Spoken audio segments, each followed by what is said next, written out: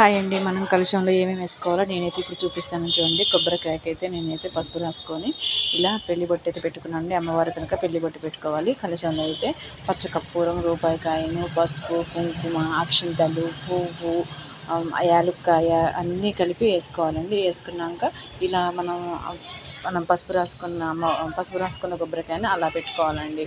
కలశం మీద అలా పెట్టుకొని చుట్టూ మామిడాకులు అయితే అలంకరించుకోవాలండి. నేనైతే ఇప్పుడు తోరాలు చూపిస్తున్నాను. మామిడాకుల తర్వాత పెట్టాను.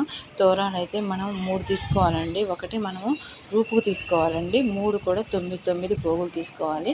రూపుకు మాత్రం ఏ ముడులు వేసుకోవద్దండి. 9 పోగులు చాలు. అది ద్వారానికి అయితే 5 ముళ్ళు వేసుకోవాలండి.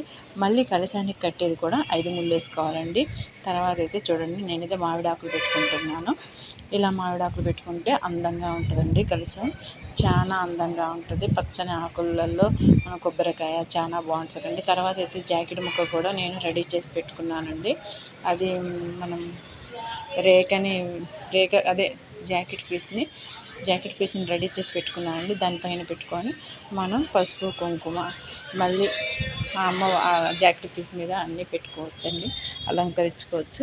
కలశం పెట్టి కూడా వరలక్ష్మి వ్రతం చేసుకోవచ్చండి. అమ్మవారినే పెట్టి చేసుకోవాల్సిన అవసరం లేదు. కలశం పెట్టి కూడా చేసుకోవచ్చు. నేనైతే అమ్మవారిని పెడితే బాగుంటుందని నేనైతే అమ్మవారిని పెట్టి చేసుకున్నానండి.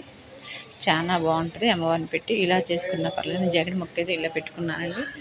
ఇందాక చెప్పాను కదా, ముందే చేసి పెట్టుకున్నానండి. జాకెట్ ముక్క ఇలా పెట్టేసుకున్నాను. ఇవి సమోసా మోడల్లో చేసుకుని జాకెట్ పీస్ ఇలా పెట్టుకొని చుట్టూ పూలు పెట్టుకుంటే చాలా అందంగా ఉంటుందండి కలశం.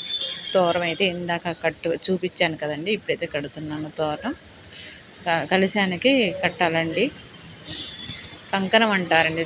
తోరణం కాదు, కంకణం అంటారు. కలశానికి కట్టేదాన్ని కంకణం అంటారు. చేతికి కట్టుకునేదాన్ని తోరణం అంటారు. మెడలో కట్టుకునేదాన్ని బొందు అంటారండి. మా సైడ్ అయితే ఇలా అంటారు. ఏమైనా మిస్టేక్లు ఉంటే మాత్రం క్షమించండి. మా వరలక్ష్మి వ్రతం అయితే ఇలా జరిగింది. వీడియోలు అంతా పెడతానండి. అందరికీ బాయ్ అండి.